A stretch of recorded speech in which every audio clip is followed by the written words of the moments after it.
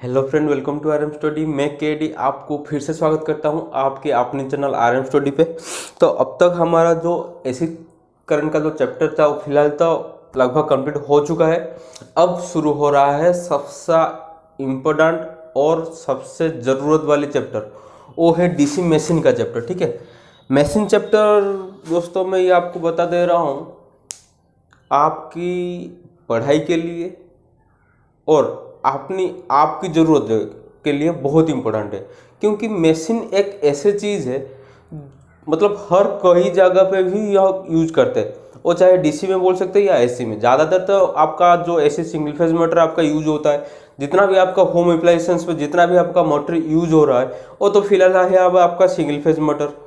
तो आपकी home appliances के प्रॉब्लम सॉल्व करने के लिए भी आपको मशीन चैप्टर ज़रूरत है, और आपको एग्जाम को भी क्लियर करने के लिए भी आपको मशीन चैप्टर बहुत ज़रूरी है। इसलिए मशीन चैप्टर को बहुत ध्यान से और समझदारी से समझना चाहिए आपको।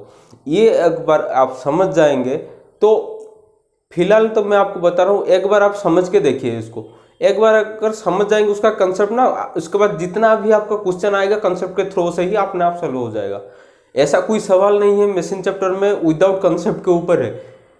कंसेप्ट सही है तो सवाल सही है, वो चाहे जो कोई भी बुक से उठा के क्वेश्चन डाल ले, आपका सवाल सही होने वाला है। तो चलते हैं, इस तरह सा बहुत इंटरेस्टिंग बात हम समझते हुए चलेंगे। तो आज का सेशन शुरू करने से पहले जो इस चैनल में नए हैं वो प्लीज चैनल को सब्सक्राइब कर लीजिए और बेल आइकन को क्लिक कर लीजिए, क्योंकि वीडियो का नोटिफिकेशन आपको मैसेज के थ्रू से आता रहेगा। दूसरा जो इम्पोर्टेंट चीज़, आप टेलीग्राम चैनल पे ज्वाइन हो जाइए। उधर हर संडे आपको एग्जाम ओरिएंटेड क्वेश्चन का एक एग्जाम होता है उधर, ठीक है, जो कि आपके लिए बहुत आसान कर सकता है मेन एग्जाम को क्रैक करने में। क्योंकि एक बार आप क्वेश्चन अटेम्प्ट करने के जो तरीका है आप समझ जाएंगे और पैटर्न को अगर आप समझ पाएंगे तो एग्जाम क्लिक करने में आपको बहुत आसानी होगा। ठीक है, तो मेरे हिसाब से तो टेलीग्राम का लिंक जो है डिस्क्रिप्शन पे ऑलरेडी दे के रखा हुआ है। हर वीडियो का डिस्क्रिप्शन पे आपका टेलीग्राम लिंक आपको मिल जाएगा, आप उधर जाके आप ज्वाइन हो सकते हैं। तो चलते हैं दोस्तों आज का चैप्टर जो कि है डीसी मशीन के ऊपर। इधर तो मैं डीसी जनरेटर रख लिया हूँ, क्योंकि फिलहाल तो मैं डीसी जनरेटर आपको बताने वाला हूँ। तो अब हम समझ देते हैं कि डीसी जनरेटर का अंदर क्या क्या जो चीज़ होता है। ठीक है, पहले डीसी मशीन देख लेते हैं। डीसी मशीन दोस्तों दो तरह का है।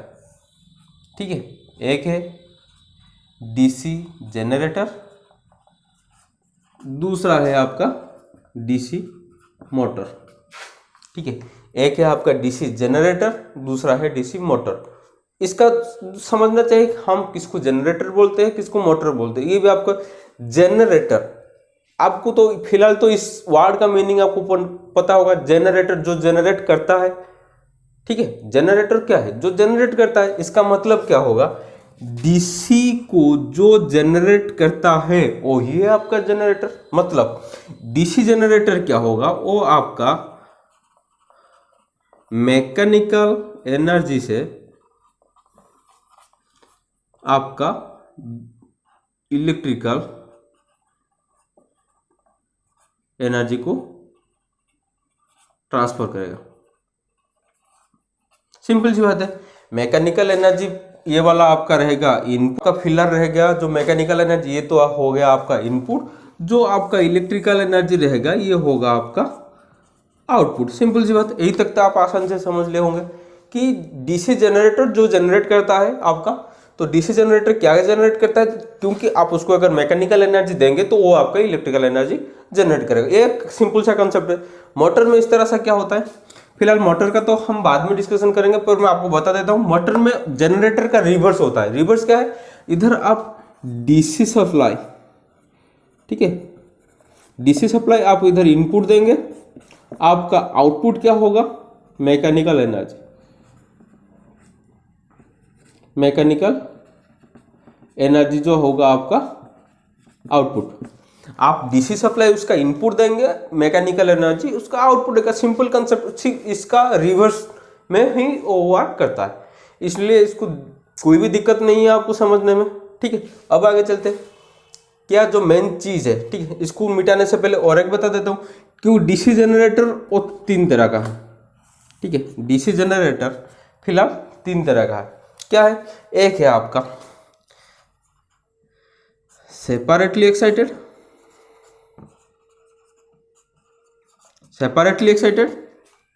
दूसरा है आपका सेल्फ एक्साइटेड। सिंपल सी बात है, एक है आपका सेपरेटली एक्साइटेड, दूसरा है self excited. Separately excited means क्या है? जो बाहर का सप्लाई लेके काम करता है, जो बाहर से सप्लाई लेके काम करता है वो हो गया आपका सेपरेटली एक्साइटेड, मतलब बाहर से उसको एक्साइट किया जा रहा है। दूसरा है आपका सेल्फ एक्साइटेड, मतलब खुद एक्साइट होके वो सप्लाई दे रहा है। खुद एक्साइट कैसे होगा भाई? उधर तो आपको एक दिक्कत हो रहा है कि वो खुद कैसे जनरेट करेगा। उधर आपका एक टर्म रहता है जिसको हम बोलते हैं रेसिडुअल मैग्नेटाइजिंग। क्या है? Residual magnetising. मैं इसके बारे में बताऊंगा आपको। रेसिडुअल मैग्नेटाइजिंग जो है आपका फील्ड पोल में, सिंपल सी बात है, आपका रेसिडुअल मैग्नेटाइजिंग आपका फील्ड पोल में, तो कोई दिक्कत नहीं है आपको कि रेसिडुअल मैग्नेटाइजिंग के वजह से ही वो सेल्फ एक्साइटेड है। रेसिडुअल मैग्नेटाइजिंग के वजह से ही वो सेल्फ एक्साइटेड, इतना ही तो आप समझना जरूरी है आपको, ठीक है। तो सेपरेटली एक्साइटेड में क्या होता है? एक एक्सटर्नल डीसी सोर्सेस आपको उधर रिक्वायर्ड होता है जो फील्ड को एक्साइट कर सके। एक एक्सटर्नल सोर्सेस जो रिक्वायर्ड होता है जो फील्ड को एक्साइट कर सके, ठीक है। वो हो सकता है आप डीसी का बैटरी देख से, सबसे बड़ा जो सबसे इंपॉर्टेंट वो है आपका बैटरी, जो कि कांस्टेंट सप्लाई देता है, जो डीसी का सप्लाई देता है वो है आपका बैटरी। सेल्फ एक्साइटेड में क्या होता है? रेसिडुअल मैग्नेटाइजिंग जो बात करें। उसके बाद सेल्फ एक्साइटेड में भी कुछ टर्म है, मतलब कुछ टाइप है सेल्फ एक्साइटेड में। सेल्फ एक्साइटेड में क्या है ये भी आपको समझना चाहिए। सेल्फ एक्साइटेड में पहले आपका आ जाएगा सीरीज। देखिए ये जो मॉडिफिकेशन होता है ना, वो मॉडिफिकेशन ऐसा ही नहीं होता है, वो आपको कंसेप्चुअल होता है। क्योंकि सीरीज करने से क्या होता है, पैरेलल करने से क्या होता है, फिर सीरीज के साथ पैरेलल को कंबाइन करने से क्या होता है, इस तरह का एक्सपेरिमेंटल बेस में ही ये वाला जितना टाइप है आपका बनाया गया है। तो पहले आपका आ गया सीरीज, उसके बाद आपका आएगा शॉन्ट, उसके बाद आपका आएगा कंपाउंड, ठीक है। सीरीज का पता चल रहा है, कुछ आपको हिंट्स हो रहा है कि जैसे आप सीरीज सर्किट करके आए कि सीरीज सर्किट क्या है? जो सीरीज में कनेक्शन होता है, ठीक है। अगर 2 रजिस्टर को मैं सीरीज में कनेक्शन करता हूँ, सीरीज का मतलब एंड टू एंड अगर कनेक्शन कर देता हूँ, वो हो गया आपका सीरीज, मतलब उसका करंट पाथ एक ही रहेगा उधर। इस तरह से आपका सीरीज जो बात कर रहा हूँ ना, सीरीज में आपका फील्ड वाइंडिंग और आर्मेचर वाइंडिंग दोनों एक साथ ही कनेक्ट होंगे, जिसमें से एक ही करंट पाथ में फील्ड में और आर्मेचर में आपका करंट फ्लो होगा। सिंपल सी बात है। तो उसके बाद आएगा आपका शॉन्ट। शॉन्ट क्या होता है? शॉन्ट आपको पता होगा, मेजरिंग इंस्ट्रूमेंट में शॉन्ट यूज किया जाता है। वो शॉन्ट क्या है? जिसको हम पैरेलल बोलते हैं ना दोस्तों, वही है आपका शॉन्ट। कोई अलग से शॉन्ट कुछ ऐसा नहीं होता है। आप जिसको समझते हैं कोई पैरेलल, कोई अगर पैरेलल चीज है वो है आपका शॉन्ट। तो ये हो गया शॉन्ट, पता चल गया शॉन्ट मतलब पैरेलल, जो पैरेलल में कनेक्टेड होता है। मतलब आपका एक आर्मेचर के साथ अगर मैं एक फील्ड को पैरेलली कनेक्टेड कर देता हूं तो वो आपका हो जाएगा शंट। सिंपल सी बात है। उसके बाद आपका आएगा कंपाउंड। कंपाउंड क्या है भाई? अब आपको दिक्कत आ रहा है कि कंपाउंड क्या है। कंपाउंड कोई डिफरेंट चीज नहीं है। कंपाउंड क्या है? सीरीज और शंट को अगर मैं मिला लेता हूं, सीरीज और शंट को अगर मैं मिला लेता हूं, वो बोला जाएगा कंपाउंड। सिंपल। कंपाउंड क्या है? दोनों को मिला के कंपाउंड करता है। मतलब सीरीज का और शंट का दोनों को प्रॉपर्टी को मिला लेते हैं तो वो बन जाता है कंपाउंड। पर ये कंपाउंड में आपका 2 तरह है। कंपाउंड भी आपका 2 तरह का है। क्या है? कंपाउंड भी 2 तरह से। अभी आपका कंफ्यूजन है कंपाउंड किस तरह से 2 तरह का हो सकता है, बताता हूं। कंपाउंड क्या है? एक है आपका क्यूमुलेटिव कंपाउंड, एक है आपका क्यूमुलेटिव कंपाउंड, दूसरा है आपका डिफरेंशियल कंपाउंड। एक है आपका क्यूमुलेटिव कंपाउंड, दूसरा है डिफरेंशियल कंपाउंड। क्यूमुलेटिव क्या है और डिफरेंशियल क्या है? देखिए, क्यूमुलेटिव मतलब है उधर आपका सीरीज फील्ड और शंट फील्ड दोनों का फ्लक्स दोनों को ऐड करते हैं। क्यूमुलेटिव में आपका series field fluxes and shunt field fluxes. मैं बताया था आपको कि सीरीज और सॉन का प्रॉपर्टी को लेके ही आपका बनता है।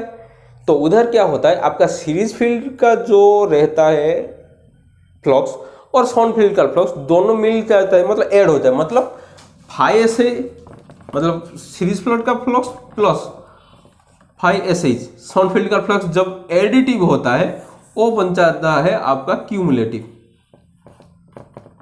इसका फिगर मैं डिटेल में बताने वाला हूं, ठीक है। फिलहाल इधर मैं आपको कंसेप्ट समझ रहा हूं कि क्या किस तरह से होता है, उसके बाद मैं आपको सारे चीज समझ दूंगा, ठीक है। ठीक, क्यूमुलेटिव में क्या होता है, पहली बात ये series field fluxes and shunt field fluxes जहां ऐड होता है वो आपका आ जाएगा क्यूमुलेटिव। इस तरह सा जहां पर आपका सीरीज फील्ड फ्लक्सेस और सॉनफिल्ड फ्लक्सेस दोनों को अपोज करते हैं, मतलब माइनस हो रहा है। जहां आपका सीरीज फील्ड फ्लक्सेस और सॉनफिल्ड फ्लक्सेस दोनों को अपोज कर रहे हैं, उधर आपका हो जाता है डिफरेंशियल कंपाउंड, ठीक है। जहां आपका series field fluxes and shunt field fluxes जहां डिफरेंट क्रिएट करते हैं, उधर हो जाता है डिफरेंशियल कंपाउंड। तो फिलहाल इधर देखिए, मैं आपको कुछ चीज इधर बता दिया। देखिए, पहले तो डीसी मशीन आया। डीसी मशीन का दो तरह रहा है, एक है डीसी जनरेटर, दूसरा है डीसी मोटर। तो डीसी जनरेटर क्या है, डीसी मोटर क्या है, जो आपका मैकेनिकल एनर्जी लेके इलेक्ट्रिकल एनर्जी देता है वो हो गया जनरेटर, क्योंकि जो जनरेट करता है। उसके बाद मोटर क्या है, जो मैकेनिकल आउटपुट देगा आपका, मतलब डीसी सप्लाई को इनपुट लेके जो मैकेनिकल आपका आउटपुट देता है वो हो गया मोटर। सिंपल सी बात, कोई दिक्कत नहीं है उसमें। उसके बाद डीसी जनरेटर में दो तरह का आया है, एक है आपका सेपरेटली एक्साइटेड, दूसरा है सेल्फ। तो सेपरेटली एक्साइटेड क्या होता है, जिसको बाहर से हमको सोर्स देना पड़ता है, वो हो गया आपका सेपरेटली एक्साइटेड। इस तरह से सेल्फ एक्साइटेड क्या है, जो खुद एक्साइट हो सकता है। कैसे एक्साइट होता है वो तो भाई मैं बोल दिया आपको, रेसिडुअल मैग्नेटिज्म के बारे में भी मैं आपको बताऊंगा कि किस तरह से रेसिडुअल मैग्नेटिज्म में खुद वो सेल्फ एक्साइटेड हो रहा है, ठीक है। तो रेसिडुअल मैग्नेटिज्म की वजह से वो सेल्फ एक्साइटेड हो रहा है। दूसरी बात, उसमें क्या होता है, सेल्फ एक्साइटेड में तीन टाइप होता है, एक है आपका सीरीज, शंट और compound. Series, shunt, compound. Series में क्या है, आर्मेचर और फील्ड, दो सीरीज में एक ही करंट पाथ उसमें रहता है।